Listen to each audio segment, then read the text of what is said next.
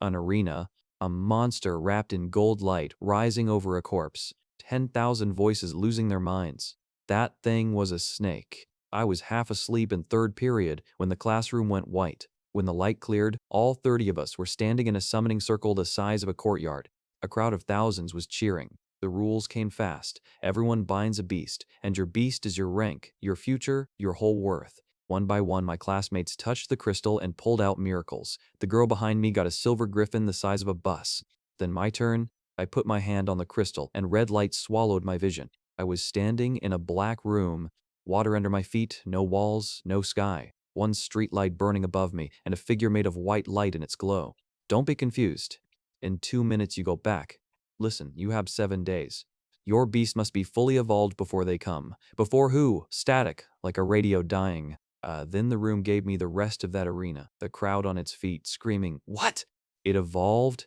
Its opponent was the champion's beast, then that same monster broken on the ground, and me on my knees. Both are ahead of you, the figure said, already fading.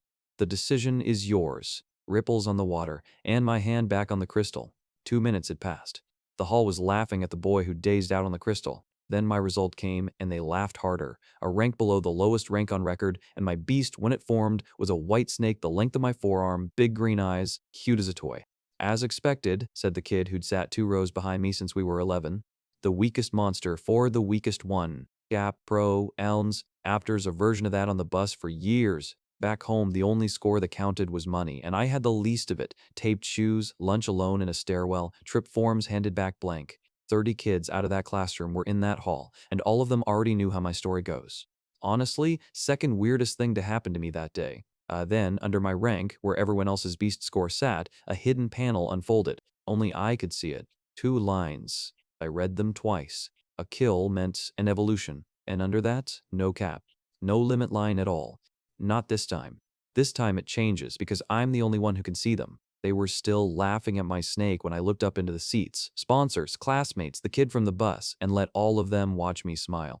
In the crowd, one old mage in gray had stopped laughing. The ceremony ended how it started. Sponsors bidding on gryphons and titans, nobody bidding on me. I didn't care. The clock in my head was already running. 7 days. Fully evolved. Whatever was coming, I wasn't meeting it at the bottom. Not again. So that night, while my classmates toasted in the academy towers, I carried my snake out into the dark wood, hunting its first kill. What I didn't see was the gray robe that slipped out of the hall behind me. The nightwood was a mistake. The first thing that found us wasn't prey. It was a horned rat at the size of a dog, and it didn't go for the snake. It went for me. E-tier. The weakest monster in this world, and plenty to kill an unranked kid. It put me on the ground with my arm up and blood in the leaves.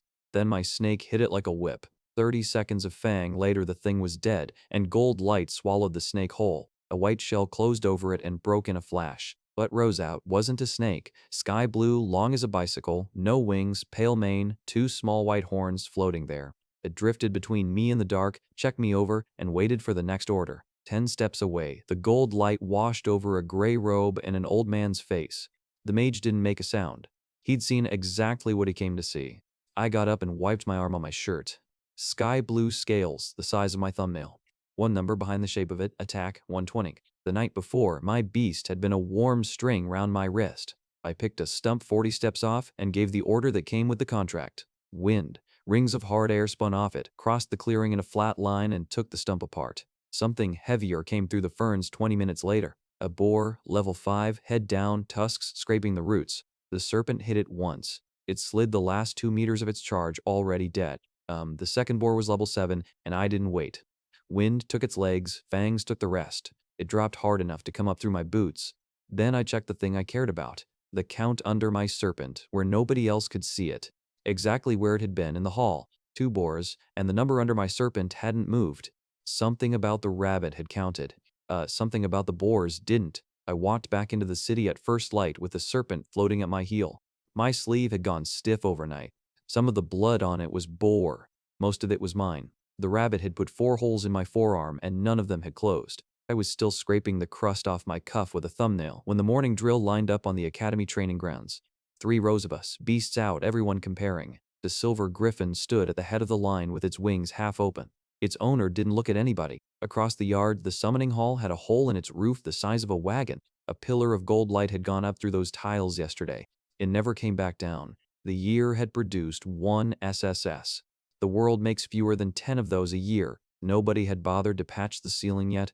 Then the instructor came down the line and stopped in front of me. Yesterday, my beast had been a white snake the length of my forearm. This morning, a sky blue serpent, as long as a bicycle, hung in the air over my boots. It had a pale mane, 2 little white horns, and it never touched the ground. For about 3 seconds, the world noticed. The instructor's mouth opened. 2 classmates leaned out of the row behind him to see. Something in my chest got ready. E-type smolt, the instructor said and moved on. Ah, it fed well overnight, that's all, somebody added down the line. That was it. Was it? 2 lines. Nobody asked a second question. The laughing started up again, the same joke as yesterday with a bigger monster in it. The drill went back to what it was doing. I knew that shrug. Back home, a teacher once handed my exam sheet down the row without looking at it, because the kid who couldn't pay for the trip obviously hadn't done the reading either. I stood there a full minute with my hand still up. Different building, same shrug. Nobody had to look at my beast for it to keep getting bigger. The rest of my class had already been placed. The academy took the mythics, nobody took me, except somebody had, overnight. The city lord came onto the grounds before the second drill. The whole year was told at once, formally, out loud. I was ward of the keep, House Rhodes. An old man in a gray robe stood at his shoulder while he said it. The city lord called him Toon once without turning his head. I didn't know what the words were worth until I heard the room take them. They landed in 2 halves. The city lord's ward, and the lowest class in the building. A clerk pressed a token into my palm on the way out. It was a gray stone the size of my thumb. Dace, 1 hairline vein of gold ran through the middle of it. Every ward carries one, he said. While the ward lives, the vein doesn't move. I put it in my pocket. 2 names went up before mine did. Harriet Sterling, SS, light priest. She said a broken wrist in the front row without being asked twice. Percy Sterling, S, fire caller. He burned a training post down to charcoal, then stood there long enough for everyone to admire it. Then me, E. The grounds emptied out. The gray mage was waiting where the wall met the gate. He didn't pretend he was standing there for any other reason. 6 days left, boy, he said. I hadn't told one person about the black room. Not the street light, not the figure, not the count. He said it the way you read a date off somebody else's calendar. You want to tell somebody, he said. Don't. I met one like you a long time ago. The naming is what killed him. Do you know why or no? Then he walked off across the yard. That was the entire conversation. 6 days. Fully evolved. I didn't sit down and think about it. I went and got my boots. By afternoon, I was back in the maple wood, and I wasn't really hunting. I was testing. I took the biggest thing in every clearing I walked into. A gray wolf, 2 more horned rabbits, a moss-backed thing shaped like a dog that screamed when it bled, a boar, another boar, a wood lizard as long as my arm, 1 more rabbit, 8 of them. Everyone died to 1 ring of wind because not one of them was anywhere near what my serpent had become. I laid the last one down in the leaves and looked at the count under my serpent. 0 of 1, the same as the haul, the same as after the boars. I'd made the last kill slow on purpose in case the speed of it mattered. It made no difference at all. So it isn't the killing, I told the serpent, because there was nobody else out there. It has to be something at least your size, and it has to be you that finishes it. Something answered inside my skull. Not a sound, a word dropped straight in. Bigger. My own level had gone up that afternoon. My serpent hadn't moved a hair. Levels come from any kill. The tier only moves for 1. That was the arithmetic, and it was worse than it looked. My serpent was D tier now. Everything in this wood I could walk to was under it. I had 6 days left. There was one exception, and I'd heard the hunters name it twice on the training grounds that morning. A bronze boss, level 12, was the only thing in the wood at my serpent's tier or above. It was 2 hours until moonrise. The clearing in the middle of the maple wood was full of light that had nothing to do with the moon. The boar king stood in the middle of it with its head thrown back, drinking. Silver light came down through the gap in the canopy and went into its mouth. The thing was swelling while I watched. 2 meters at the shoulder, and still growing. A skin of white light sat over the hide like a second coat. Level 12, bronze. Its health read 25,400. That was more health than everything I'd killed that week put together. I didn't wait for it to finish. Ribs, I said. Wind. 10 rings of hard air crossed the clearing and hit it along the ribs. The number came off it in one clean piece, 2,540. The 10% of it, first pass. Then the cloak of light slid shut over the dents like nothing had happened. The boar turned its head and found me. It came the way a landslide comes. Scourge put itself between us. I hadn't told it not to. The tusk went in under it. It threw the serpent into a maple hard enough to split the trunk. I let it happen. I let it happen. I wanted the number. I got the number. A third of my serpent's health, gone in one hit. It cost me a beast flat on the ground. It cost me 4 seconds of a boar with nothing in front of it but me. Scourge came off the trunk and back into the air before I could reach it. Whatever my snake had turned into, it didn't know how to stay down. It just came straight back. I got that wrong, I said out loud, and then I ran. What came after that wasn't a montage. It was 8 minutes of the same 4 things.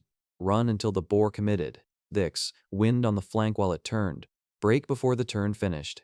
Run again. Most of those 8 minutes were spent running. The part that left marks on the ground was a fraction of it. 10 rings at a time. About 4,000 damage a pass when all of them landed. They didn't all land. The clearing was the wrong shape for it. Every time we backed into the trees, the boar just went through them. Twice I heard a maple come down behind me while I was still moving. Flank, I called over and over until my throat gave out. Then break. Scorch worked the outside.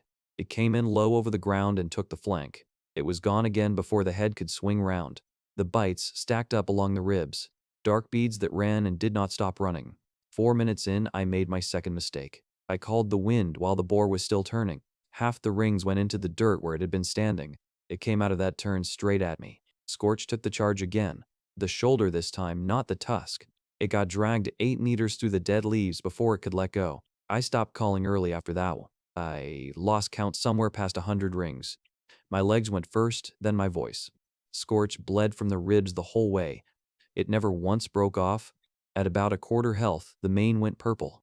It got faster after that. It also stopped caring about the wind. 2 passes went into its face, and it came through both of them with its eyes open. That was when I got the shape of the next minute. This thing was going to finish me or itself. There was no third option in the wood that night. It chose itself. It came in at a full charge with its head low. Body, I said. Not the wind. Scorch met it, not with wind, but with the body. It wrapped the neck twice and closed. The last rings were still turning in the mane. The boar went down onto its knees. Then it stopped moving. Mine landed it, I said, to nobody. That was the whole condition. The gold light came up out of the corpse and over my serpent-like water running the wrong way. It swirled once in a tight circle. A flash, and an egg hung there, rings of wind turning around it. One beat. The shell came apart. What stepped out of it walked. 2 legs, 2 arms, navy skin with cyan and violet veins burning under it, a soft fin of light down its spine, white claws. It came up to my waist. Health 7,200. Attack 960. Then it looked at me and talked. Out loud. A voice like a kid with a sore throat. Bigger, it said. Next one. I sat down in the churned dirt because my legs had already decided. The experience came in at 1,956, and my own level went up twice. I cut the tusks out with my knife, which took longer than it should have. By the rock the boar had been standing over, there was a clump of grass with silver spots on it. I put that in my pocket as well. I never looked at either of them again. A thing the size of a small kid, glowing at the veins. And the bronze boss was now below its tier. I didn't go back to the city. My legs came back to me somewhere around midnight, and I used them. The maple wood was finished for me. Everything left in it had been under Scorch's tier since the moment the boar stopped moving. So I walked east through the dark until the trees stopped. The only C-tier water I haven't tried, I told the lizard. That was my whole plan. I came out onto golden sand at first light. Crab things came up out of the surf at me all morning long, level 15 to 20. Every one of them died to 1 ring of wind. None of them counted either. What I found in the shallows was a sea turtle the size of a dinner plate. It was asleep on a rock. I put my hand on the shell. Then I used the only skill I have. Beast contract. It woke up and went back to sleep. Health 160. Defense 15. Speed 3. That isn't a typo. I had never seen a number like that on a living thing. 1 skill. You're the worst animal I have ever seen, I said. I called it Boulder anyway. There was a shore crab 20 meters down the beach. A tier, about the size of a helmet. The same tier as my turtle. Not you, I told Scorch. I kept the lizard back on the dry sand. Boulder crossed the wet strip at 3 speed. The crab saw it coming and didn't run. Why would it? It took Boulder 9 minutes. It bit through the joint of one claw, then the other one. Then it closed its jaws over the head and stayed shut until the thing stopped moving. Gold light came up off the sand. The turtle that stood up out of it was the size of a wash tub. The shell had gone black-green and hard at the edges. It was plated in overlapping sheets. Health 2,500. Defense 220. 90 seconds earlier those numbers had been 160 and 5th. Then it sat down in the surf and let the water come over it. I stood there working out what it had just cost me. One crab, one tear. If that crab had been 3 tiers bigger, it would have been Scorch's crab. My lizard would be standing in the water instead. There's one target at a time, I said, to both of them. Whichever one of you I point at is the one that grows. Point at me, Scorch said. Boulder went back to sleep. The light over the palm grove was wrong when I came back down the beach. Not dark exactly. Bruised, the way skin goes before it turns color. The air underneath it wouldn't hold still. 2 men stood at the edge of the grove looking up into it. One had a tower shield across his back. He didn't know I was behind him. It won't open its mouth for 4, he said. 5, always 5. Somebody answered him, short and unhappy. Then they came up the beach past me without slowing down. I didn't understand one word of it. I kept the number anyway. It was the only part I understood. I was back in the Maplewood clearing by mid-afternoon. There were 4 people standing in it. The Boar King was still lying where it had died. 2 of them I had last seen on the training grounds. Harriet Sterling and her brother Percy, both of them named out loud in front of the whole year the morning before, and neither of them named anywhere near me. The other 2 were the men from the beach, hired A ranks contracted to the Sterlings for whatever came next. The one with the tower shield was Wallace. The swordsman was Barrett. They were reading the corpse, and they were very good at it. Wind, the swordsman said. He held his hand a few centimeters off the crushed patches along the ribs. Small charges, a lot of them. They came in patterns. 10 at a time, in a line. It was turning the whole time, Wallace said. He walked the churned ground where the boar had come round. He did it inside the boar's own prints. 6 turns, 7. Something crushed the neck, the healer said. She was crouched by the head. After the wind. That isn't a weapon. Wallace put it together for all of them, out loud, and he got it right. A beastmaster, because nothing else in this wood folds a neck like that. Alone, because one set of boots had gone in and out of the clearing. And new, because every beastmaster in Fairhaven had walked out of the same hall 2 days ago. A boy, 3 days into owning a monster, had put a bronze boss down by himself in under 10 minutes. Then he said it wasn't possible. The other 3 agreed with him out loud. Percy laughed at the corpse. Nothing that came out of that hall could kill a rabbit. I was when Harriet said my name. She said it to the other 3 and not to me. She said it the way you offer an answer you would rather not have found. The summoned one, the boy who came out below the bottom of the ladder, the city lord's new ward, the E rank. He has been in this wood every night since, she said. I was 11 steps behind her with my collar up. I was scraping dead boar off my boot. Nobody turned round. Barrett corrected her before she finished. An E rank couldn't stand in front of that thing for 10 seconds. Percy said something about charity cases. Harriet let it go. My name had been in the air over that corpse. 4 people had heard it. They left the way people walk off from a thing they have decided not to think about. Percy first. The healer after him, still looking back at the head. Wallace went last, and Wallace stopped. He looked at the corpse. Then he looked over at me. I was standing there in a coat with boar dried into the sleeve. He held it about half a second longer than a man looks at a stranger. Then he went after the others. I stood there working out what that half second was worth. Anyone who can name the trick can also sell it. That's all it would take. One person putting the boy and the corpse in the same sentence out loud. Nobody was ever going to hear it from me. Something moved at the tree line on the far side of the clearing, gray and about the height of a man. When I looked straight at it, there was nothing standing there. 4 people standing over my kill, agreeing out loud that it couldn't have happened. The marsh thing came out of the tree line an hour before dark. It was D-tier and built wrong. Low, wide, level 14, with a mouth that opened along the whole front of it. There were 2 children on the sand between it and the water. 7 or 8 years old with a bucket. Boulder was 9 meters away. Boulder moves at 3. Scorch. Scorch went past me hard enough to throw sand on my back. It took the marsh thing side on. 1 ring of wind folded that mouth shut. The claws did the rest. It broke the thing against the packed sand twice. 4 seconds, start to finish.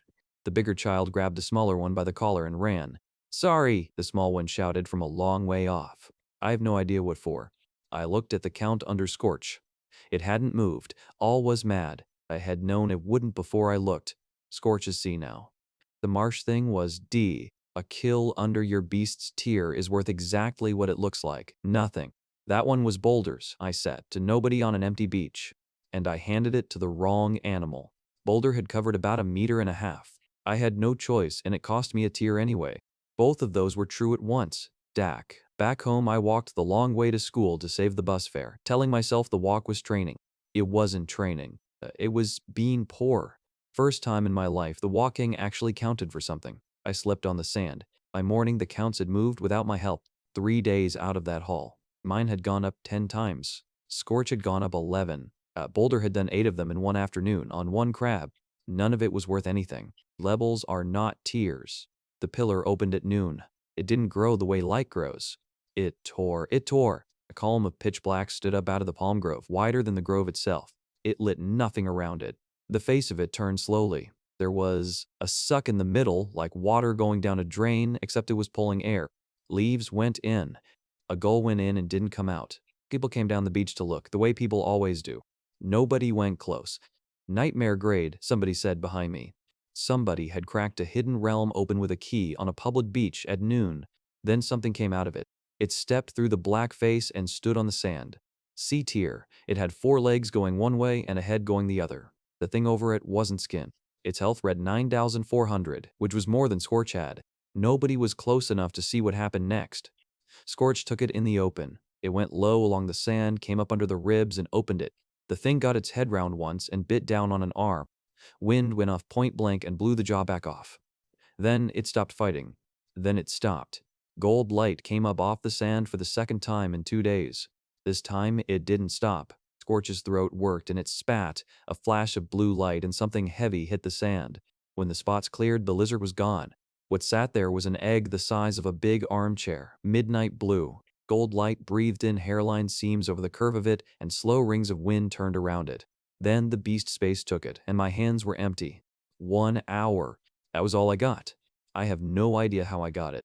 It landed in my head the way the panel had.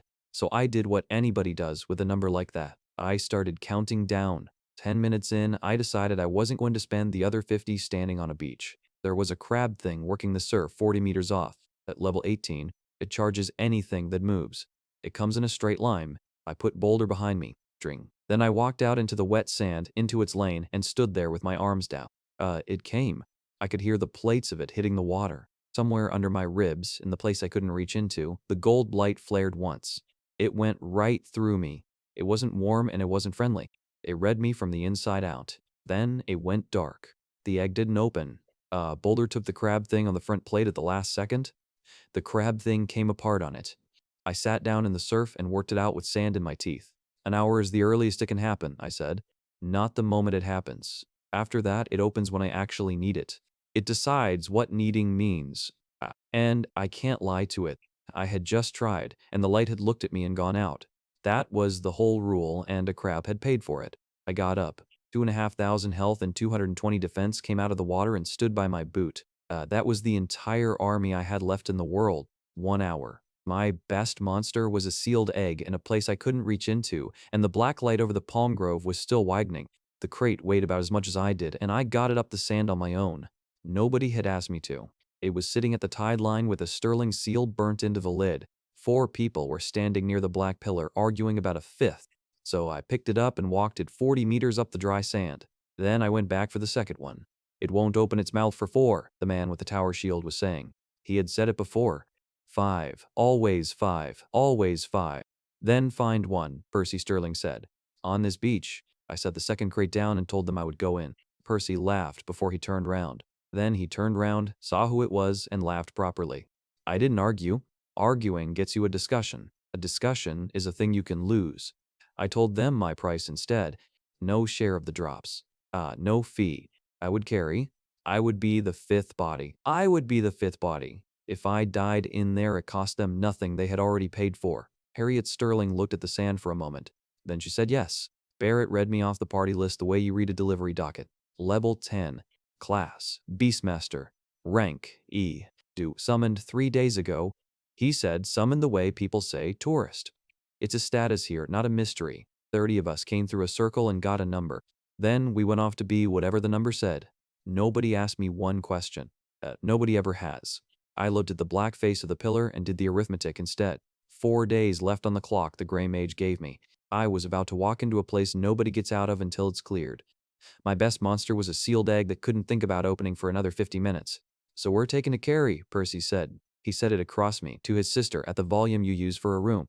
A body to make the count. The City Lord's charity case. Charity case.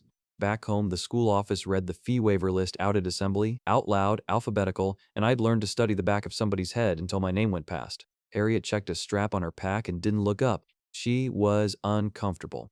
She didn't stop him. The tank was watching me while it happened. Not Percy. Me. He had been standing over a dead boar king the afternoon before with his hand out over the crushed ribs. Whatever he was looking for in my face, he didn't find it. He filed it away anyway. Then Percy asked the board question that saved 4 lives. He asked it to be rude. Why are we paying an SS healer's rate for a level 29? Because instances have been known to shift, Harriet said. She was still checking straps. A turn on the party in the middle of a run, refill the boss, and seal the doors. Nobody sane walks into a nightmare gate without somebody who can hold a line while that happens. It can't happen under 30, Percy said. That's a ghost story. It isn't supposed to happen under 30, she said. That's a different sentence. I filed the whole thing under things rich people pay for. We went in at a walk, all 5 of us. The gate takes you at a walk or not at all. The sky on the other side was gray-black and hung low. The air was full of red mist. It got into my mouth and tasted like a cellar. Everything smelled of rot. The trees had no leaves on them, none at all. Jet black trunks came out of the ground with their branches bent like fingers closing on something. Above all of it there was a moon the color of a fresh wound. The blood moon wood. Nightmare grade. 3 times the monsters of an ordinary instance. A boss anywhere up to gold, 20% more experience, and a cap of level 29, and one more rule. Wallace said it at the entrance, in the flat voice of a man who has watched people forget it. The way out is the way in. Everybody wants back to this spot, or nobody goes home. They came at us 400 meters in. Deadwood soldiers, man-shaped, cut out of the same black wood as the trees. 6,970 health each. There were 9 of them. Wallace stepped to the front the way he had done it 1,000 times. A boulder was already there. The turtle had gone past him at 3 speed while he was still turning. It was sitting in the gap between 2 trunks with its head down and its plates set. Wallace stopped. He looked at it. Then he looked at me, and there was that half second again. Then Percy put the butt of his staff into the dirt and burned. I'll give him this much. 1 bar of flame came off him at chest height. Okay. It went into 3 Deadwood soldiers standing in a line and didn't slow down for any of them. All 3 came apart. It took about 2 seconds and he didn't brace for it. That's how it's done, he said, to nobody, meaning me. He was good. That was the whole problem with him. He was insufferable about a thing he could actually do. 3 times the monsters, a gold boss at the end of it, and the only thing I could summon was a turtle the size of a washtub. The wood came apart 40 meters later, and it came apart sideways. Vines. They came out of the black trunks on both sides of the path at once, thick as my wrist, with thorns on them the length of a finger. Bloodthorn, not 1 or 2, dozens of them, all in the same second, whipping through the gap where the 5 of us were standing. Wallace got his shield up and took the first round for everybody. That's what he's for. It cost him 1,000 health. He carries about 10. I know that because the healer said the number out loud while she was working on his back. Said it in the flat way medical people say numbers. 1/10 of a man in 1 round is the kind of thing you remember. This was an A-rank tank. Vines took 1/10 of him off in 4 seconds. Line, he said. Behind me, now. Barrett went left and cut. Harriet's light came down over Wallace's shoulders. Percy burned a lane through the trunks on the right. The vines came back into the lane before the smoke had cleared. It wasn't going well. It had been going for 11 seconds. Boulder was already out in front of it. I hadn't called it forward. I hadn't called it anything. It went past my boot at 3 speed while I was still working out where the second wave was coming from. Head down, plates set. Straight into the worst of it. I opened my mouth to call it back. Then I shut it again because I wanted the number. 8 vines hit the shell in the first second. Nothing happened. I mean that in the exact sense. Not a small number. Not a number I had to squint at. No number came up at all. The vines hit black-green plate and slid off and hit it again. The turtle underneath didn't move. The air over its head, where the damage goes, stayed empty. Harriet saw it before anybody. She said it mid-cast, which for a priest of her rank is close to swearing. It isn't taking anything. It's taking something, Barrett said. It's taking nothing. Look at it. They looked at it. A whole wave of bloodthorn was working that shell like men beating a carpet. The number over it stayed where it had been since the vines came out of the trees. 0, 0, 0. Wallace knocked a vine off his own forearm and lost another 60 health doing it. He looked at his arm. He looked at his arm. Then he looked at my turtle. Then the party did the thing nobody said out loud. They moved behind it. Wallace came off the line first. He went right into the shadow of a washtub.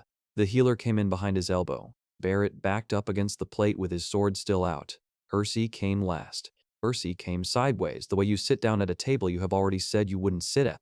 Nobody ordered it. Nobody asked me.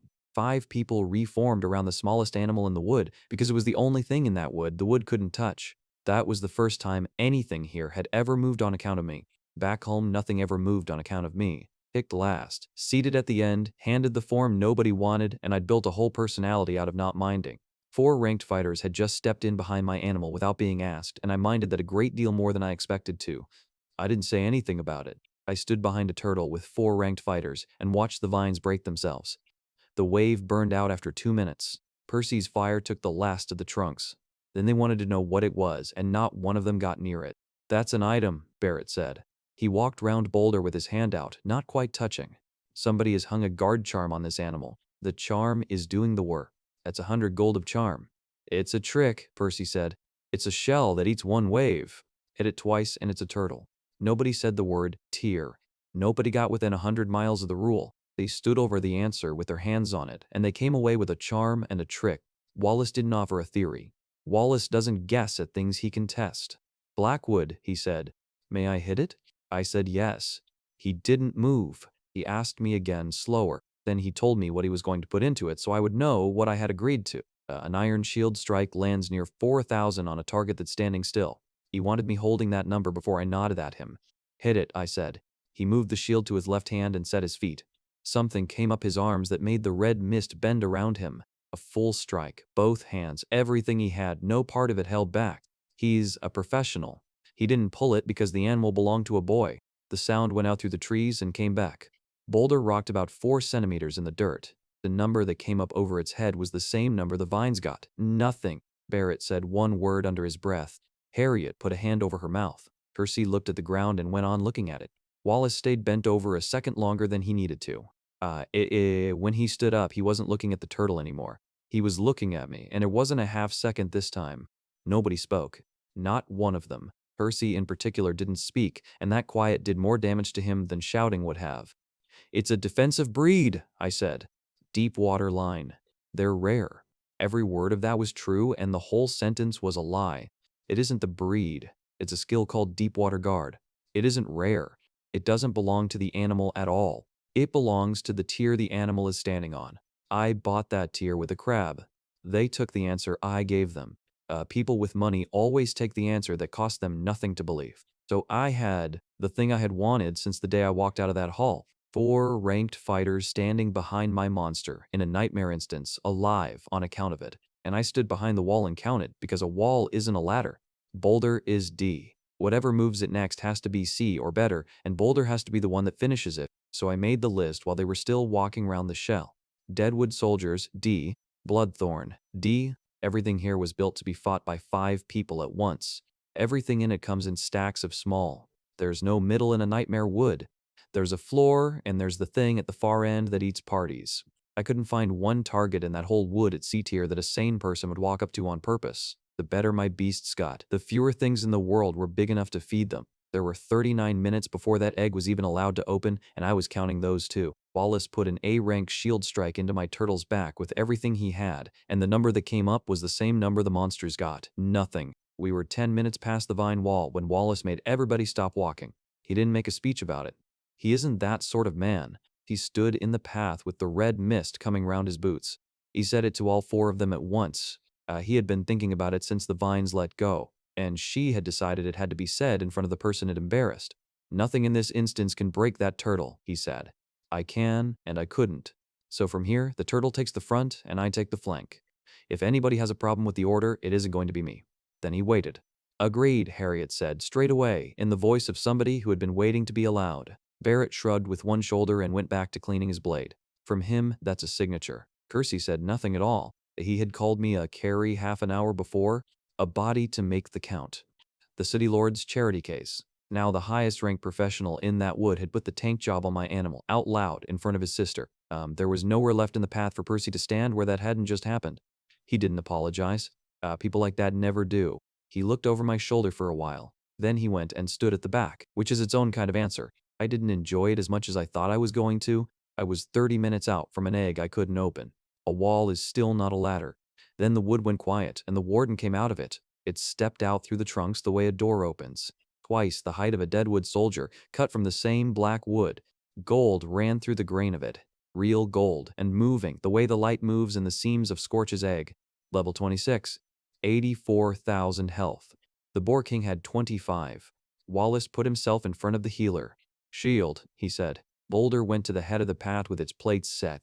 Every one of us made the same assumption. The warden looked at the turtle. Then it walked around it. That's the whole sentence. It didn't test the shell. Didn't hit it once to find out what happened. It had a look at the thing it couldn't break. It went wide through standing trunks and came at Harriet from the left, arm already up. Everything I had met in this world so far ran at the wall. This was the first thing that solved it. Boulder is one turtle. They can't be in two places. At 3 speed, it can't get to the second place late either. Barrett got there instead. He put himself between that arm and the priest. He took the whole swing on a crossed blade. 9,400 down to 2,100. One hit. He went 11 meters. He came off a trunk. "Stay down," Harriet shouted. He got up instead, which I still think about. She burned the big one. The heel she had been carrying all day for the boss came down on him in a white column. It put him back on his feet. After that, she had a candle where a floodlight used to be. Here is what I didn't say to anybody. If Scorch had been out of that egg, this would have been over in 40 seconds. The wind rings. Claws. A thing made out of dry wood. It wouldn't have been a fight. It would have been a decision. Scorch was a sealed blue egg in a place I couldn't put my hand into. It had about 30 minutes left before it was even allowed to think about opening. I had already proved I couldn't lie my way past that. So I didn't have power. I had a turtle and a shape of ground. I went and looked at the ground. The trunks came in close, about 15 meters back down the path. We had walked through there single file. One gap. Everything either side of it was black wood packed too tight for a thing that size to turn in. "Everybody behind me," I said. 4 ranked fighters did it, which is still the strangest sentence in my life. I set Boulder in the gap. Not in the middle. Hard against the left-hand trunk, turned at an angle, played out. The only clear line to the 4 of them ran across the front of that shell at about 30 degrees. Then I stood in the open on the far side of it and let the warden see me. It came. It had spent the whole fight refusing to strike the shell. It refused now. It went for the space next to the shell at a dead run. The space was the road to us. At that angle, at that speed, in that width, there was no space. There was a wall with a slot cut in it. It hit the plate shoulder first at a full charge. Boulder didn't move. Boulder didn't take a point. All the force that should have gone somewhere went back up into the warden instead. It came apart along its own grain. The shoulder split open. Something in its chest tore. Gold ran out of the crack in a line. Then it backed up and did it again. It didn't understand what was happening to it.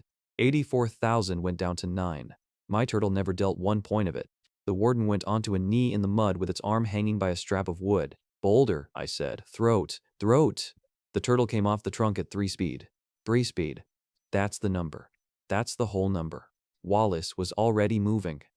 Wallace is an A rank. He had watched that thing nearly kill his own partner 90 seconds earlier.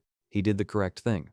He did what I would want any professional alive to do with a wounded gold, touched anything standing in front of a party with one heel left. He put his blade through its throat. Not his. It only counts if mine finishes it. The warden came apart into black wood and gold dust. Boulder arrived a second and a half later and stopped. It stood there with its head down in front of a pile of sticks. "Drinks are on the swordsman who lived," Barrett said from the mud. Harriet sat down next to him. Percy laughed once, out of relief. It was the first honest sound he had made all day. I looked at the count under my turtle. It hadn't moved. Level 26. Above its tier. It would have counted. It was the only thing in that whole wood that would have counted. I had built the ground for it with my own hands. It died on somebody else's blade, 8 meters from an animal that can't run. I said thank you. That's what I said. Wallace nodded and wiped his blade. "It was your ground," he said, and went to see about Barrett's arm. None of them ever knew that the man who had just saved all our lives had taken a whole tear off me doing it.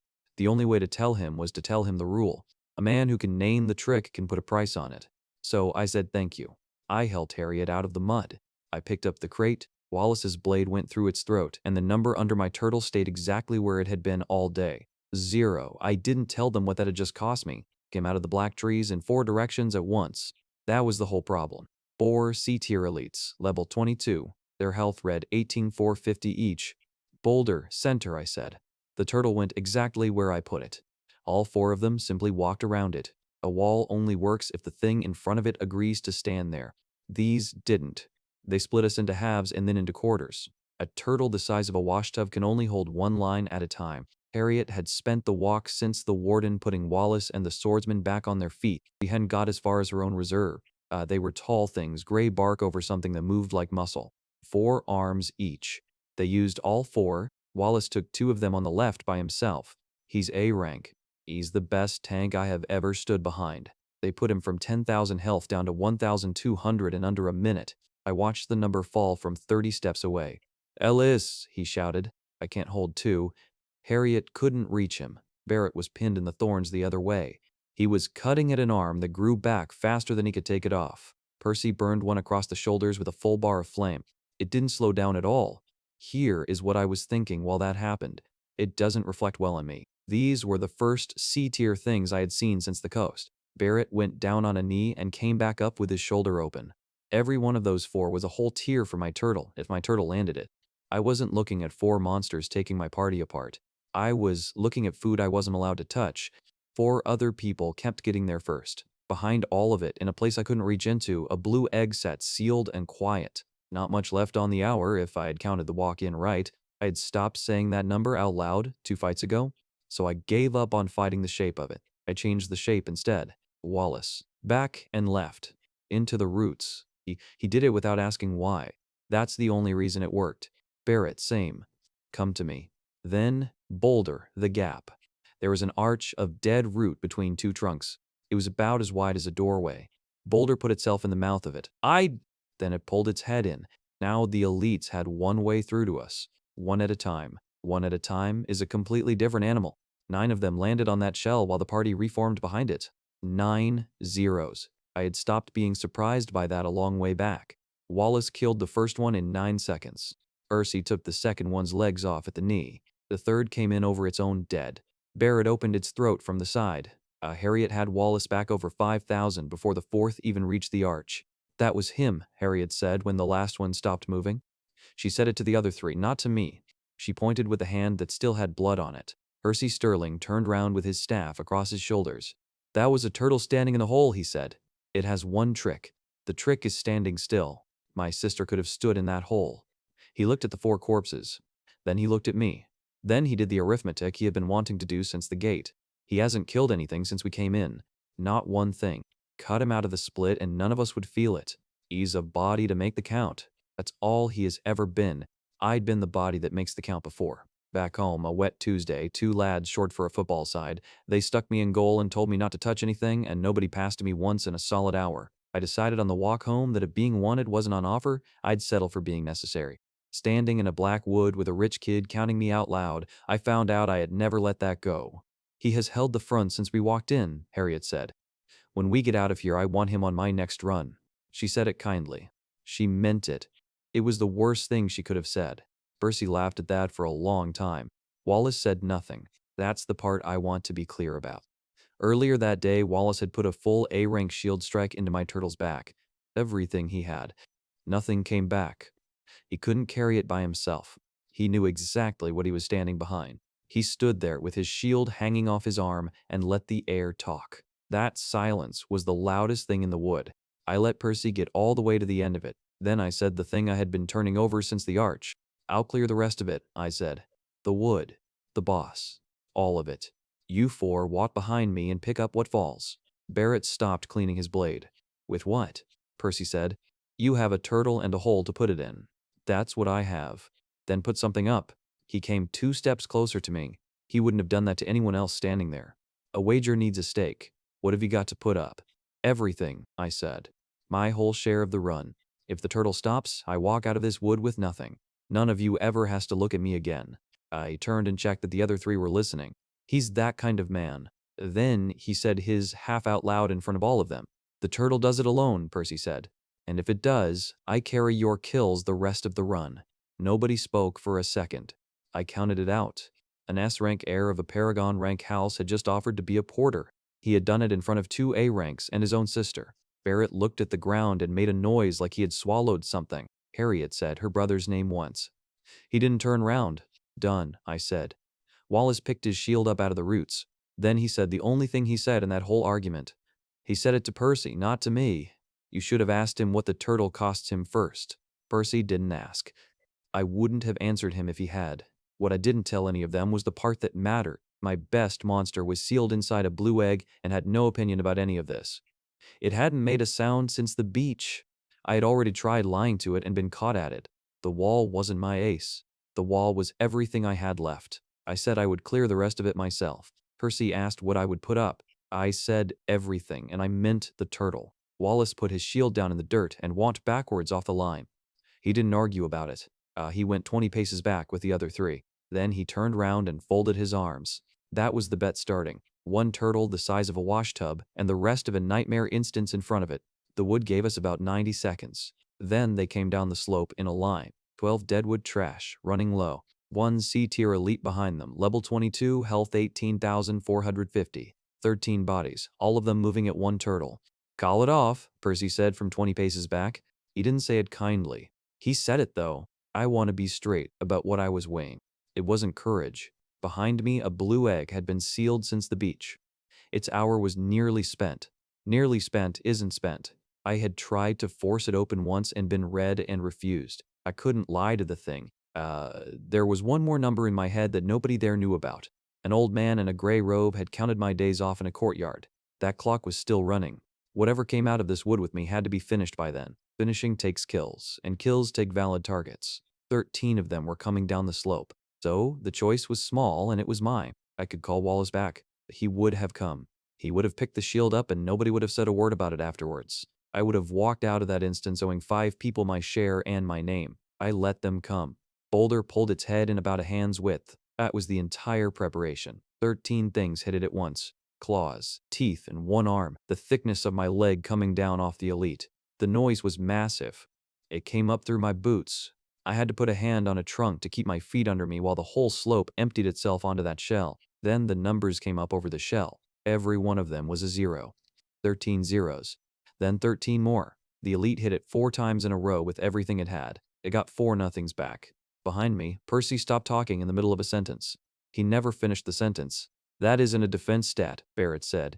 That isn't how a defense stat works. I let it run 10 seconds longer than I needed to. I wanted all 4 of them watching the count go nowhere. Then I gave the order. Water tornado. The water came up out of the ground under all 12 of the trash at once. Then it turned. About 5 seconds. It took them off the floor of the wood and held them there. Then it put them back down in pieces. 12 kills in 1 skill. The water went back into the ground as though it had never been there, and the clearing went quiet enough to hear the elite breathing. Count them. I didn't count them. Barrett did, out loud. He got to 12 and stopped. The elite came through the tail end of it with the bark stripped off 1 whole side. It kept coming. That one I wasn't giving to anybody. Yours, I said. There is nothing handsome about a turtle fighting. Boulder took the first arm on the shell for nothing. Then it turned inside the swing. It put the front edge of that shell through the thing's knee. The elite went down onto the stump. Boulder came up over the top of it. It closed its jaws on the neck and it stayed there. 11 seconds. The elite got 1 arm up off the ground before it stopped moving, and then it didn't move again at all. Nobody helped. That was the point. The gold light came up out of the corpse and went into my turtle in front of all 4 of them. It wasn't fast. The washtub grew to 1 meter across, about the size of a small round table. Then it stopped. The shell came in dark, cold, black iron, with rings of black rock running through it like grain through wood. The hide on the limbs and the neck went granite gray and came up scaled. Nothing glowed. Nothing shone. Health 5,000. Defense 400.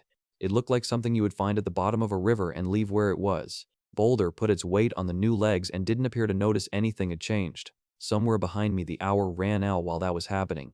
I felt nothing at all. The egg stayed shut. The wood answered the noise. A second pack came down the same slope. Dead wood soldiers, the ordinary kind, 6,970 health apiece and no sense in them. The first one swung at the new shell. The number over Boulder was 0. That wasn't the new part. The number over the soldier was 340. Then 600. Then 108. Then 800. Every single thing that touched that shell lost about 1/3 of its own swing out of its own body. The 5th one hit hard enough to kill itself on the 3rd try. Boulder had been a wall since the beach. It was still a wall. What had changed was that the wall hit back now. Wallace said it before anybody else did. It's returning damage, he said. He said it flat, the way a man reads a bill he has to pay. Since when? Percy said. Jesus. Since about a minute ago, I said. Harriet was counting the numbers coming off the soldiers. She was saying them under her breath. Percy hadn't moved at all. His staff was still up in a guard he no longer needed, and he hadn't noticed. Harriet reached over without looking and pushed the end of it down toward the dirt for him. How much of it comes back? Wallace said. Yeah! About a third, I said. That was true, and it was the only true thing I told anybody in that wood all day. The last soldier broke off on its own. I had never seen anything in that place do that. It ran 3 steps. Barrett took its head off from behind. Then it was quiet. 5 of us stood in a clearing under a blood-red moon, and nobody was looking at the corpses. A 1 meter of black iron where a washtub had been, and 4 people who had just watched it happen. Harriet Sterling came across the churned ground and stopped a pace short of me. Then she bowed from the waist. I didn't know what to do with my hands. Boulder was still standing in the middle of the churn with mist coming off its back. I spoke for you this morning, she said. She said it to the dirt. I spoke for you the way you speak up for a stray. That was worse than what my brother said. I'm sorry. Wallace came next. An A-rank tank bowing is a slow thing to watch. The shield went down first. Then the head. I have taken the front out of habit since the gate, he said. Every wave. Yours was already standing there. I'm sorry for the habit. Then Barrett. He's a fast man and he did it fast. He didn't soften any of it. I said it was a bought item, he said. I said it twice. The second time was to your face. He put his blade away to do it. For him, that's the whole sentence. Rank doesn't bow. That's most of the reason it's rank. So, 3 of them did it anyway, in a black wood, with nobody watching but each other. That's the only place a bow costs anything. Percy Sterling didn't bow. He walked over to the 4 elite corpses and started cutting instead. He took my share out of them with his own knife. All of it. He stacked what he cut. He bound the stack with a strap off his own pack. When he bent to lift it, his staff came off his shoulder and hit the ground. He left it lying there while he got the stack up onto his back. An S-rank fire caller's staff, face down in the dirt of a nightmare instance. The man who owned it had both hands full of another man's kills. I said I would carry them, Percy said. So I'm carrying them. He didn't apologize. I didn't need him to. Harriet watched her brother lift that stack and said nothing at all. I think the silence cost her more than the bow had. Power? Barrett asked the question the whole clearing had been waiting on. The water, he said. How long before the turtle can do that again? 15 seconds. Nobody said anything for a moment. 15, Wallace said. 15 seconds. Wallace put his shield down flat on the ground. Barrett laid his sword next to it. Neither of them did it for effect. It was 2 professional men working the same thing out at the same time without talking about it. They had just understood what the rest of this run was going to look like. We cleared the next stretch of the wood in a little over an hour. It wasn't a fight so much as a cue. I stopped keeping track of what came off the bodies. Percy was carrying my half and counting for both of us. Boulder walked the whole hour at the front, and nothing in that stretch got close enough to matter. Then the black trees stopped. They stopped all at once the way a wall stops. The red mist thinned as we came through the last of them. The light changed. We came out onto the edge of a clearing several hundred meters across. I couldn't see the far side of it properly. All of it was cleared ground. It took me a moment to work out what had cleared it. There was one thing sitting in the middle. It was sitting down. That's the part I want to get right. It was sitting down, and it was 50 meters tall. That's taller than anything in Fairhaven except the keep. The trunk of it was a body. What came off the body was arms. Thousands of them, jointed like arms, hanging in layers all the way to the ground. Every one of them was moving slightly. Nothing was moving them. Then the eye opened. It was 20 meters across. Wider than a house is long. It opened in the front of the trunk. It found the 5 of us standing at the tree line. Then it did nothing at all about us, which was the worst part. It looked at us the way you look at weather. Nobody moved. Harriet reached into her coat and came out with a lens on a chain. That's a true sight, the swordsman said. That cost more than my house. There are 5 uses in it. There are 4 now, she said, and burned one. She read it out flat, the way you read a list to a clerk. 1,000 Armtree King. Gold, level 29. Attack, 2,260. 5 skills. Then the health, 1,875,000. Nobody argued with it. Nobody asked her to burn a second use and check. That's 9 of us short, Wallace said. On a good day. Percy made a sound behind me. Wallace picked his shield back up off the ground. He did it slowly so that nobody would hear him. I did the arithmetic anyway. Barrett was still staring at the eye. Everything valid I had ever killed came to a fraction of 1% of that number. Percy set the stack of kills down on the roots very carefully. The biggest thing I had ever put on the ground was a bronze boss with 25,400 health. That took me 8 minutes. It cost me a maple tree and most of my voice. Behind me, in a place nobody could see into, a blue egg that had already outlived its hour sat shut and said nothing to me. 1,875,000. Harriet read the number twice, and the second time her voice did something I hadn't heard it do. The verse branch came down before anybody had finished forming up. It came out of the layers on the left and fell 40 meters. It hit the ground where Percy had been standing. He wasn't standing there anymore. He had moved before I saw the arm move. That's the first useful thing I have said about Percy Sterling. Boulder was already in the gap. Hold, I said, which it didn't need. Front is his, Wallace said, to nobody in particular. It has been his since the gate. What happened over the next 3 minutes was the best 3 minutes any of us had in that place. The tree fought like weather. Branch storms. 20 arms at once coming down in a line across our front, over and over, and not one of them aimed at a person. Every last one went to the shield. Boulder ate the lot. Zero after zero after zero. Some of the arms came apart on the reflect. The tree didn't seem to notice. It had thousands of them, and it knew it. Kersey stood in the lee of that shell and burned. He went through every potion he was carrying in about 60 seconds. He didn't slow down once while he did it. He's genuinely good. That has always been the problem with him. Water tornado came up under the trunk every 15 seconds. It took about 10,000 off the boss each time it turned. It also slowed the thing by 40%. 40% off a gold boss is the difference between a storm and a heavy rain. 3 minutes. 300,000 health gone. Barrett started calling the numbers out. Wallace told him to stop. Then he told him to keep going. 10,000, Barrett said. 10 again. That's 300,000 off the thing. Keep him topped and I can hold this all day, Harriet said. We're doing it, Percy said. Look at the bar. We're actually doing it. Nobody told him not to say it. Harriet was topping Wallace off between waves and smiling with her mouth shut. I was standing behind a wall that nothing had gone through since the beach. I watched a gold boss lose 10,000 health every 15 seconds. I believed it as much as any of them did. That was the setup, and I want to be honest about it. I didn't see it coming either. Not one of us did. Then the tree stopped hitting the shield. It didn't stop attacking. It stopped hitting the shield. 20 arms came down, and every one of them went past Boulder on the outside. The 21st came over the top. It took Harriet off the ground. One motion. Reached over my turtle the way you reach over a garden fence. It picked her out of the middle of us. It lifted her 30 meters straight up. Her health went from 8,400 to 1,900 on the way up. She didn't scream. That was worse. Harriet, Percy said. Then he said it again, much louder, and it didn't help. Everything stopped at once. Percy stopped because his sister was in the air. Wallace stopped because his job was suddenly 30 meters above his head, and he had no way to get there. Boulder didn't stop, but Boulder couldn't help. It's a wall. A wall is in one place. It can't hold a line and reach a person at the same time. The tree had spent 3 minutes finding that out. Ellis, Wallace said. Just my name? He had never used it like that. So I spent the only lever I had, and I spent it early. Tornado, the arm. 15 seconds early is a whole cooldown gone. I knew it while the words were leaving my mouth. The water went up the length of that arm and turned. The joint came apart about halfway along.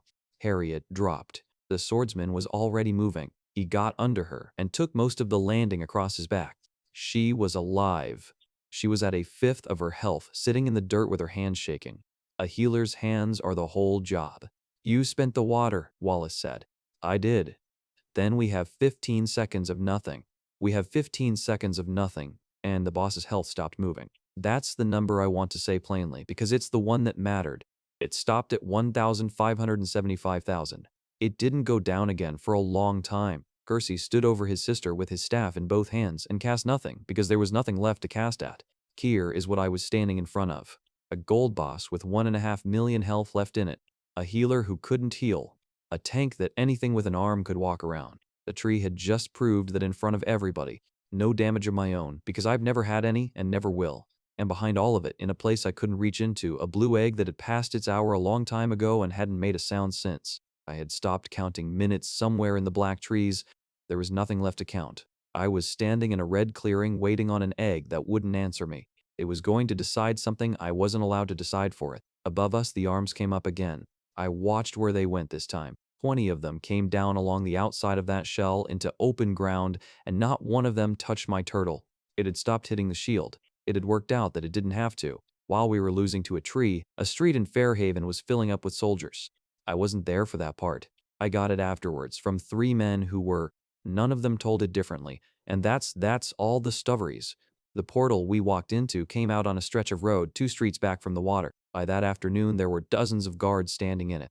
Half of them belonged to the city lord. Half of them had been hired by House Sterling that morning. Conrad Sterling stood at one end of the street. Lord Rhodes stood at the other. 2 Paragon rank fighters in a road about 9 paces wide. Level 174. That's the number people say about the city lord when they want a conversation to be over. He had my guardian token in his fist. He wasn't hiding it. He held it up where the Sterling patriarch could see the hairline of gold running through the middle. Then he said one sentence about what he would do to that man's son and daughter if the gold moved. The Sterling patriarch didn't answer that.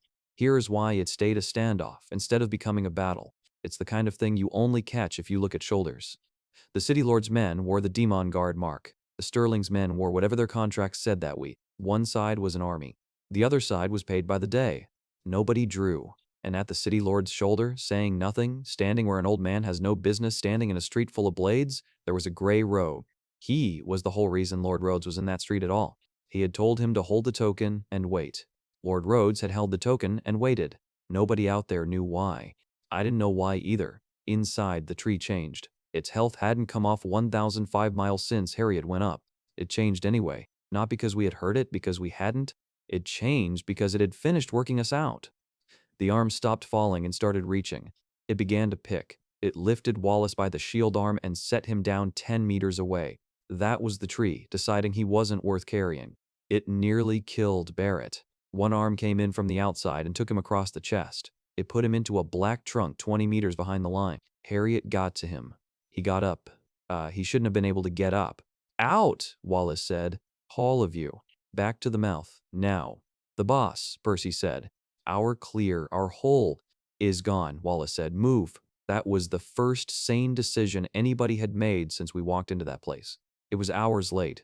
A retreat in that wood isn't running. It's running and turning round over and over. The thing behind you has arms longer than the gaps between the trees. Barrett was turned round. That was the whole problem. He had Harriet's arm over his shoulder. His back was to the clearing. An arm came down on him from 40 meters up with everything the tree had. Boulder read it. I didn't give an order. I didn't have time to give an order. My turtle came across 9 meters of churned ground on those short gray legs. It put its shell between a branch the width of a cart and the middle of Barrett's back.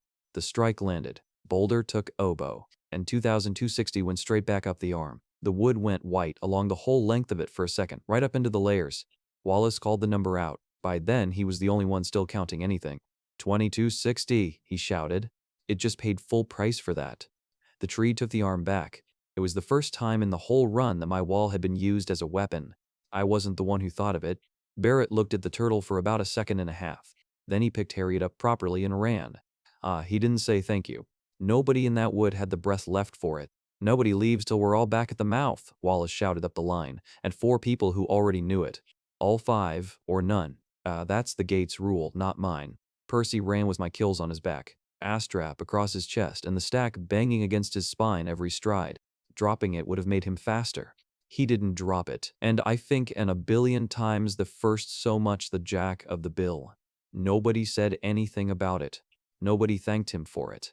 It simply stopped being the same man running. We didn't get there. The spawn point sits in the mouth of the wood. The mouth was smaller than it had been when we came through it. Not closed. Smaller. The black between the trees had come in about 1/3 of the way across. It was still moving while we watched. Wallace put a hand out and stopped the line. That's the last thing a tank ever does. That isn't right, Barrett said. He stopped and set Harriet down on her own feet. That was twice this wide. Harriet wasn't looking at the gate at all. That's what made me look up. That doesn't happen, she said. Harriet, that doesn't happen below 30. She said it to her brother, not to Wallace. I told you that before we came in. You called it a ghost story. I said nobody sane walks into a nightmare gate without somebody who can hold a line while it happens. You laughed at me on the sand. Percy didn't say anything back to her. A.E. put the stack of kills down on the ground for the first time since the clearing. He did it very carefully. The way you set down something that belongs to somebody else. I looked up where she was looking, through the black branches. It was a sky I had been standing under for hours without once looking at it. The blood moon over the wood wasn't red anymore. It was going purple, and the way out had already started to close. The light on Wallace's back went from red to purple while he was still staring at the gate. It came down through the branches. It crawled over all 5 of us at once. Barrett turned first. And then the healer turned. Then my legs did it without asking me. The whole wood had gone the color of a bruise. Wallace turned around and put his axe into the nearest branch arm anyway. He hit it twice. The wood didn't even mark. Behind him, the 1,000-arm tree king started to come apart. The trunk split open down the middle. The thing climbed out of itself. 50 meters went to more than 100. It stood taller than the Lord's Keep, and the keep is the tallest thing in Fairhaven. The bark came up black and wet. Every burn we had put in it that night closed over like water going smooth. The eye in the trunk opened wider than a cart is long. It wasn't gold anymore. Then the ways out shut. Not one at a time. All of them together, the way a hand closes. "Lens," Wallace said. "You! Burn the charge. I want to know what killed us." Harriet spent the second charge. She read it out flat. There was nothing left to protect anybody from. 37,000. Attack 4450. 8 skills. It had 4 skills when we walked in, Barrett said. Nobody used the word for a few seconds. The healer used it first, and she said it like a fact she was angry at. Instances don't shift below the threshold. This wood is capped at 29. Wallace looked at the sealed exit. He said the only thing that followed from that. Then somebody shifted it. I stood in the purple light with the vision's own words in my mouth. Fully evolved before they come. The 7 days weren't a schedule, they were a warning, and something had just come. Then a branch arm, as long as a ship's mast, came down through the canopy. The thought went away from me. Wallace did the arithmetic out loud. That's how I knew it was finished. 2 A ranks. 1 healer at half a pool. 1 S who has been dry since the second phase. He didn't bother pointing at the exit. There were 4 hours of damage standing in that trunk. We have 20 minutes of standing left in us. Nobody argued. Percy didn't argue. Percy had argued with everything since the gate. Then Harriet took the ruby off her neck. It had been her mother's. She told me that once on the walk-in, in one sentence, the way people tell you a thing they don't want a conversation about. She pushed it into my hand. Then she closed my fingers over it herself. "Carry that out for me," she said. I asked her out where. She answered me kindly, and that was the part that landed. "They will all go for the ones throwing light. Nobody is going to look twice at you." She wasn't even wrong, and that was the part that stung. 3 days ago, a hall full of people laughed at a boy with a snake the length of his forearm. The kindest person in that wood had just told me the world's estimate of me hadn't moved a hair since. Percy couldn't look at anybody. He stood there with my kills still strapped across his back. He studied the dirt between his boots. "You had a second one," Wallace said. "The other one. On the first day, I told him it was sealed. He asked how long. I gave him the only true thing I said all day. It's not a clock." He waited for the rest of it. "It's close." Then the Abyss Tree King opened its mouth, and we stopped talking. What came out of the trunk wasn't fire. It wasn't a branch either. It was a black seam in the air that pulled everything toward it. Leaves, dirt, Barrett's cloak. It came across the clearing at chest height. "Guard," I said. "All of it. All of it. On them, not on me." Boulder got there first. 1 meter of black iron shell put itself between 4 people and that seam. It held.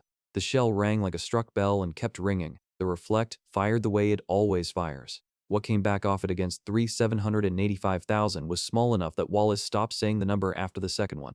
He's the only man in the party who counts. He stopped counting. He stopped counting. The second pull opened a hairline crack across the shell. Nothing in this world had marked that shell before. I went down on 1 knee in the churned dirt. A dead woman's ruby was in my fist. My beast was cracking apart in front of me. There was no trick left. No second target. No way to make it look worse than it already was. That was when the egg moved. It had been sealed since the day I fed it a leak out of a portal. The hour it needed had run out a long way back. The hour was never the thing it was waiting for. It was waiting for this. Its master 10 seconds from dead in the open, with nothing left to fake. "Scorch," I said. "Out." A hairline of white gold light opened down the face of the egg, and the clearing lit up like a forge door swinging open. What climbed out came out into the middle of the fight, into the seam and the branch arms and the noise. Not into a quiet room with a clean floor. It was the size of a kid.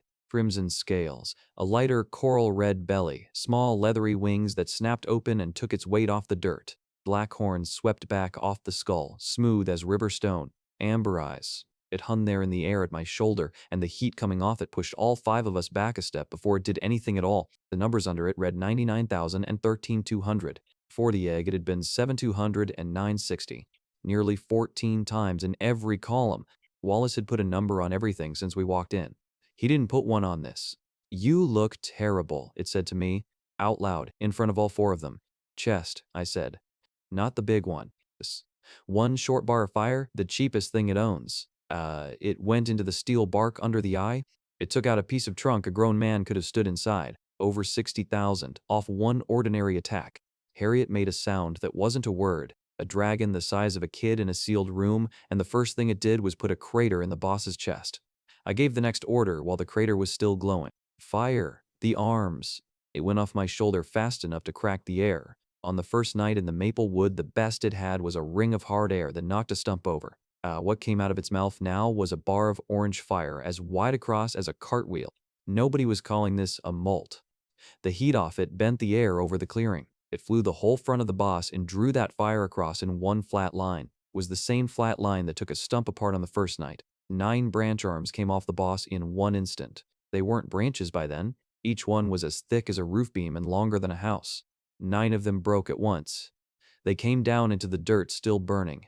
The wood under them caught. The count came off the bar in a single piece. Over 600,000, a sixth of everything it had, out of one skill. Wallace started counting again. 600,000, he said. He said it the way a man says a number he has already checked twice. That was one cast. Then the second pass went out with no gap in front of it. No cooldown that any of us could see. Back the other way, 9 more arms, the same flat line. 20 minutes earlier, Wallace had done the arithmetic out loud and it came out hopeless. I did it now and it came out the other way. About 10 seconds of work, about a third of the boss.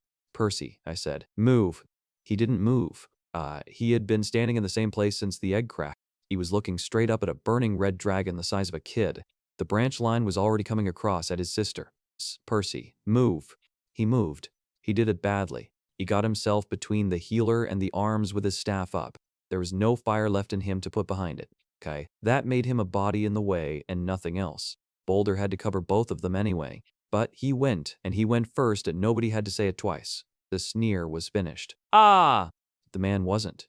It had started while the first bar of fire was still in the air. Heat ran backwards down the contract mark on my forearm and pooled in my palm.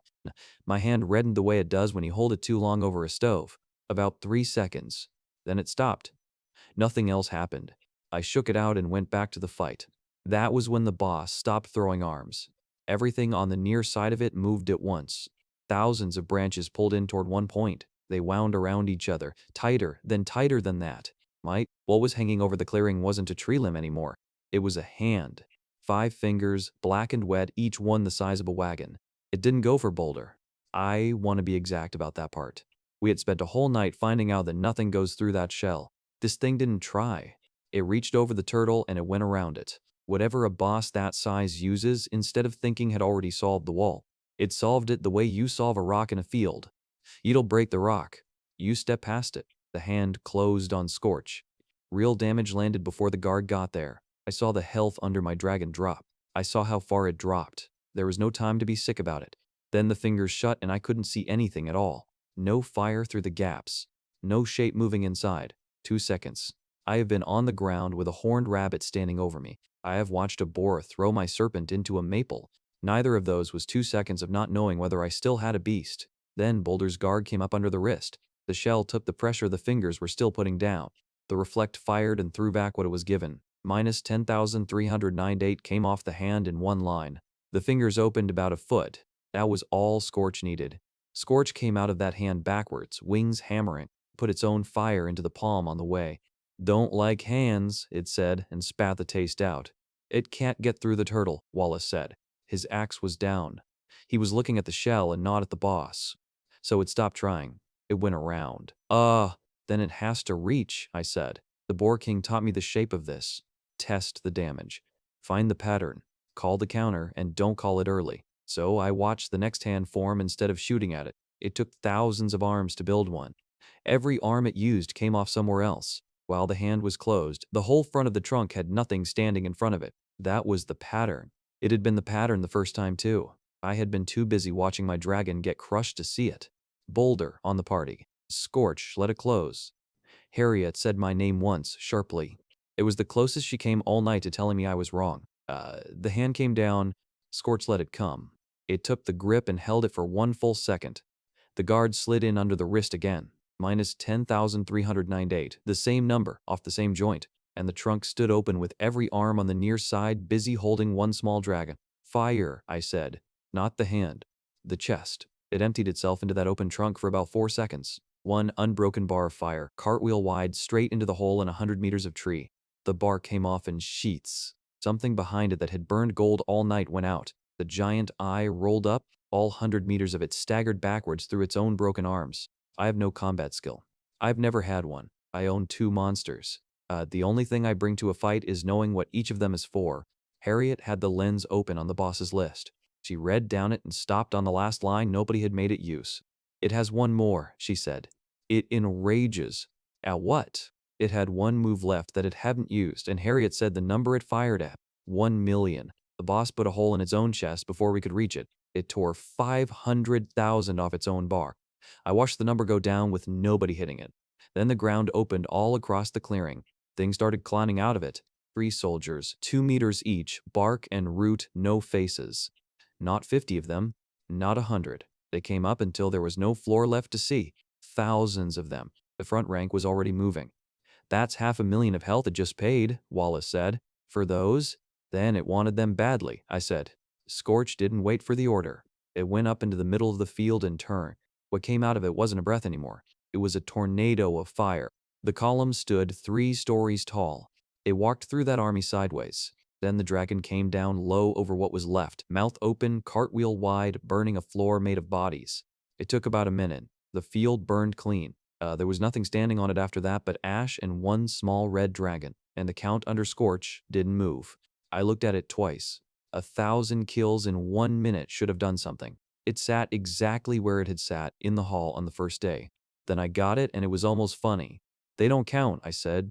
They came out of it. They're part of it. Harriet asked me what that meant. I didn't answer. The ceiling over a sealed instance had started to go red. There's no sky down there. There's a roof of black branches and whatever light the moon leaks through. That roof turned the color of a forge. It kept going. Every one of us looked up at the same time. 3 meteors came down. They fell in about 1 second.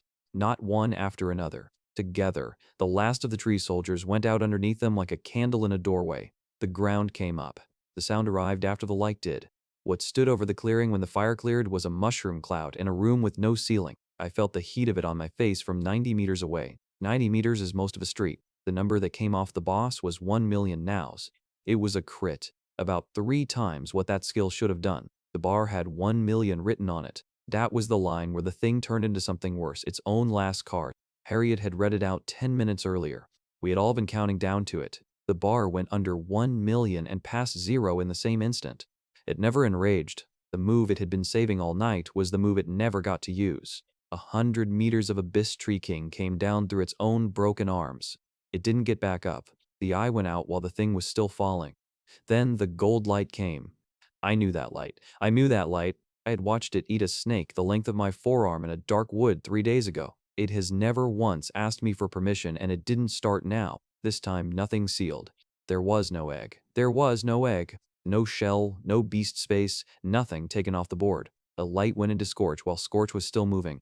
Then the fire came off it, not out of its mouth. Off all of it, red and roaring, and it went out across the clearing until there was nothing to see but the wall of it. 2 seconds. Maybe 3. Percy had his arm up over his face. Something walked out of that fire on 2 legs. It stood a head taller than Wallace, and Wallace is the biggest man I have ever met. Gold scales over shoulders like a smith's. A cream gold chest. A white mane hanging spiky behind 2 smooth horns, a long tail dragging the line through the ash, and hands. Real hands with claws on them. A gold stone lit in the middle of its brow like a third eye opening. Then it looked me over the way it has looked me over since the first night, and it said my name. Barrett said it out loud. His voice wasn't steady. How long does that last? I didn't know. I've never known. So I told him the only part I was sure of. You'll know when it stops. The rest arrived the way it always arrives, quiet, while everybody else was staring. Experience 41,090. 3 levels each. For me and for Scorch and for Boulder. I had started the week at 10. That put me at 13. Scorch's attack went from 13,200 to 16,800. Then Percy Sterling walked 6 steps into the ash and went down on his knees in front of me. He's an S-rank firecaller. He's the heir of a Paragon rank house. On the training grounds, he had been the loudest thing in the yard with a staff in his hand. In this dungeon, he called me dead weight in front of 4 people. Now he had both hands on my leg. There was ash in his mouth. Whatever he was trying to say didn't come out as words. I let him. That was all of it. I didn't tell him to get up. I didn't help him up either. After a few seconds, he got up on his own. Harriet was already going through what the boss left. 3 gold grade pieces, 2 skill books, and 1 black crystalline heart the size of a fist. Scorch reached past her, took the long gold grade blade out of the pile, and turned it over in one hand like it had been holding swords its whole life. The exits, Wallace said. I do! They were open again. Not wide. The one nearest the spawn point had a seam of light down it. The seam was thinner than it had been when the wood sealed. It was moving, and it was moving the wrong way. Rings of gold light turned themselves at its forearms. It put one hand flat at that seam, and the seam stopped narrowing while 5 people went through it. I put the ruby in the pocket where the guardian token was. Then I looked back once before we ran. A gold stone was burning in my dragon's brow, and it hadn't stopped moving. Whatever was coming next, it was coming while the thing was awake. I wasn't in the street for the first part of this. I got it afterwards. 3 people who stood in it told me, "Ah!" About 1,000 more watched it happen. The city lord had been outside the portal all night. He had my guardian token in his fist the whole time. It's a gray stone the size of a thumb. 1 hairline vein of gold runs through the middle of it. While the ward lives, the vein doesn't move. A clerk told me that on day 2, fire, I put the thing in my pocket and forgot about it. Lord Rhodes had been watching it since sundown. It hadn't moved once. Nobody in that street believed what it was telling him. His own captain tried twice. My lord, it has been 18 hours. I can see the hour. Nothing comes out of a nightmare after a collapse. He didn't go home. The gray mage stood at his shoulder for all 18 of those hours and wouldn't let him leave. The old man said one thing all night. He said it more than once. The boy isn't finished. That's the whole reason a Paragon rank power was standing on wet cobblestones at dawn. He was there over a ward nobody had bid on. The court around him knew something the city didn't. The city thought he was being stubborn about a piece of paper. Then something in him gave. He turned and opened on the Sterling Patriarch. There was no duel and no announcement. He said 6 words first, and every account I have heard gives them the same way. You sold a boy of mine. It was a casual strike. It was the kind of thing a man at level 174 throws without setting his feet. You shove a chair out of a doorway like that. Conrad Sterling got a sovereign order scroll open in front of it. The scroll held. The wall behind him didn't. He coughed blood down his own robe and went back 2 steps. More than 100,000 thrown casually at dawn in front of the whole city. Dozens of guards on both sides put their hands on their weapons. Then every one of them found a reason not to. That was the moment the portal collapsed. I felt it go while we were still inside. The seam we were running at pulled shut behind us. The wood folded in on itself. There's a half second in a collapse where you're nowhere at all. Then you're somewhere and you get no say about which. 5 of us came out. Harriet and Percy, Wallace, Barrett, an E-rank beastmaster with a turtle at his ankle. Ground, Barrett said on the way down. Roll when you... The city lord was mid-swing when we landed. He saw the exit open under his own blade wave. He didn't pull it. He turned it. He put the wide edge straight at the mouth of the portal. 2 Sterling children were standing in it. Neither of them had touched the stones yet. It crossed the gap in less time than it takes to say what it was. 4 people stood in front of me. Every one of them had their back turned. Heat ran backwards down the contract mark on my forearm and pooled in my palm. The same feeling. Exactly the same one. The stove, the 3 seconds, shake it out and go back to the fight. Except this time it didn't stop at my palm. It went up the arm and into my chest and behind my eyes. Every part of my beast arrived inside me at once. Flame mantle. 5 minutes of it. One day before I can do it again. 5 minutes is the whole loan. Every stat and every skill Scorch owns. All of it poured into a boy who has never thrown a punch in his life. I came out of that light as a figure made of fire. Staff of it in my hand. A robe of it down to the stones. A crown of it burning over my head. 4 days earlier, I couldn't have lifted a training post. A few steps behind me, a gold stone blazing in a dragon's brow. The last of the portal was still folding shut around it. Boulder, under me. I put all of it into the space between that wave and their backs. Fire first, straight into the front of it. Then the tornado. 3 stories of it standing in a city street. Then 1 meter of black iron shell came in under my boots and braced. The wave hit the three of us at the same time. I've never been hit by anything. Not once, in 4 days, in a wood full of things that wanted to. A horned rabbit put me on the ground on the first night. That was teeth in a forearm. This was a paragon rank strike, thrown wide, already half spent. It took more than 50,000 off me. The sound came up through my boots before it reached my ears. The cobblestones cracked in a ring and lifted. Every window on that side of the street went out at once. My fire staff went out with them, both hands opened by themselves. I watched the skin across my palm split in 3 straight lines. I felt nothing at all. That was the worst part of it. The pain arrived about 2 seconds later. It arrived all at once. It was a white noise that ran from my wrists up to my jaw. My knees did something I hadn't told them to do. I didn't go down. That's the only thing about that morning I'm proud of. I didn't go down. I didn't fall onto the healer behind me. The wave went around Boulder's shell and up over the tornado. It broke apart on the front of a burning house instead of on 4 people's backs. Then it was quiet. It wasn't Tay. Nobody move, Wallace said, to nobody in particular. He was on one knee with his axe out and nothing to point it at. Percy had his sister's arm in both hands. He wasn't letting go of it. The healer came around in front of me and went straight down onto her knees. Hands, she said. Give me your hands. Don't close them. I couldn't open them the rest of the way. She said my name. It came through the ringing about a half-second late. I stood in the middle of a street in a crown of fire. About 1,000 people looked at me. 4 days before that, a room about that size had been laughing. Both fathers. Dozens of guards out of 2 houses. A whole city that gets up early. All of them staring at a flame emperor in a place where there isn't supposed to be one. 50,000. I had never been hit by anything in my life, and I was still standing in a burning crown with my ears ringing. The sterling patriarch got to it first. He was still bleeding down the front of his own robe. He put a hand up toward the burning figure in the middle of his city. Then he claimed it out loud, in front of thousands. My son Percy has an Emperor of Flames talent. The street took about 2 seconds to believe him. Nobody checked. Of course it was a sterling. A sterling child throwing real fire surprises no one in this city. That's the whole mechanism of it. Percy burned a training post down to charcoal in front of the entire year. Then he stood there long enough for everybody to admire it. Not one person in that road saw a single cast inside the dungeon. They had a name. They had a reputation and a man on fire. The arithmetic did itself. Guards started to kneel. Somebody at the back began to cheer. The sterling patriarch didn't lower his arm. He held it up there. It was the gesture of a man presenting a horse he had bred himself. Then the real Percy spoke. He was standing 4 steps to my left, filthy, ash black to the elbows. Both knees scuffed through. His staff was gone somewhere in the collapse. He stood next to the figure of fire, not inside it.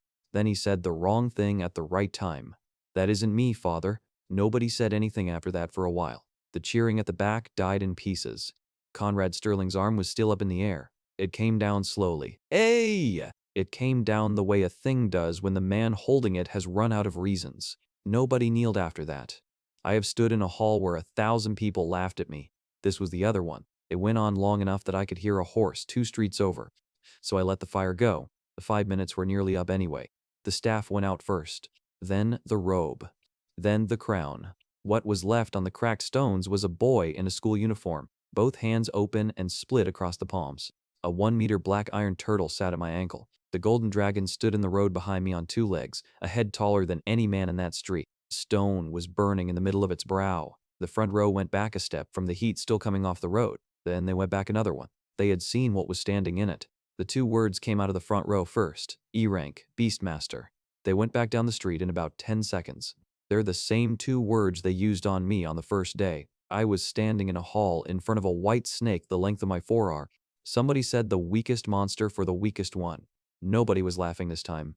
Every person in that road had the who. 2 words and a whole life sorted out in front of everybody. Back home it was taped shoes and a fee waiver list read out at assembly, and the room had me filed by the 2nd week of term. I used to think a file like that was the entire run. It took 4 days in this world to find out the thing can be rewritten, and that it only costs 1 kill at a time. Not one of them got the how. I worked that part out on day 3. I was standing over a dead boar king. Wallace looked back at me a half-second too long. Anyone who can name the trick can also sell it. So I stood in the road with my hands open. I didn't explain a single thing. The city built its own answer inside the hour, and it built a good one. It was the summoning. The circle pulled 30 of us that morning, and it ranked us wrong. It hid the best one at the bottom of the list. A late blooming summit. A ranking error. The kind of mistake a ritual that size makes once a generation. That's what the street decided. The street was pleased with itself for deciding it. It's wrong. It's comfortable. It's comfortable. It's the same dismissal I got on the training grounds when a flying serpent turned up overnight. An instructor looked at it and said that E-types molt. Within the hour, the city lord had men standing around me. The city looked at the mark on their shoulders and stopped asking questions.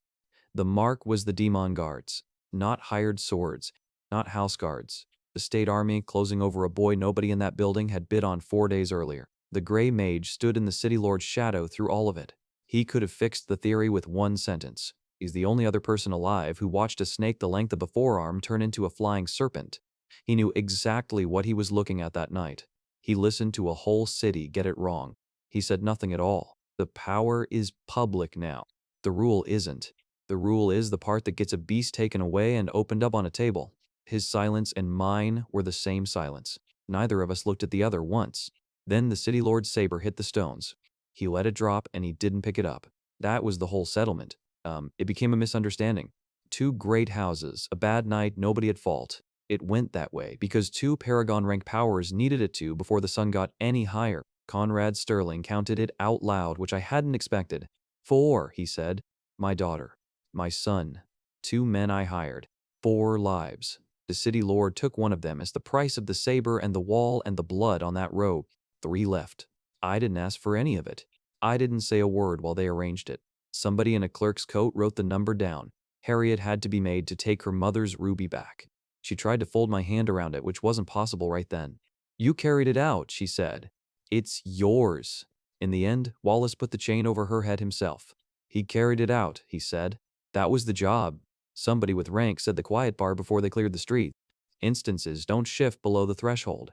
So somebody shifted that one.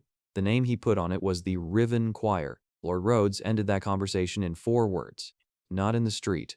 Then he had the whole road emptied. Behind me, the gold stone in my dragon's brow was still burning. It hadn't stopped. Nobody explained it and nobody had to. Gulls. Barrett had asked me in the ash how long nothing lasts. I gave him the only true answer there is. It was still standing in the road for anybody who wanted to look at it. A secret this size needs armor. 4 days ago I had none. I had a rank below the lowest rank on record. I had a white snake the length of my forearm. Now I have a city lord who won't put me down. I have a merchant house that owes me 3 lives. And I have a whole city holding an answer that's wrong, comfortable, and completely mine to keep. The saber was still lying on the cobblestones where it fell. Nobody had picked it up. 1 kill, 1 tear. That hasn't changed since the first night in the maple wood. The gold stone was still burning, which means it hasn't finished. I haven't found the ceiling yet.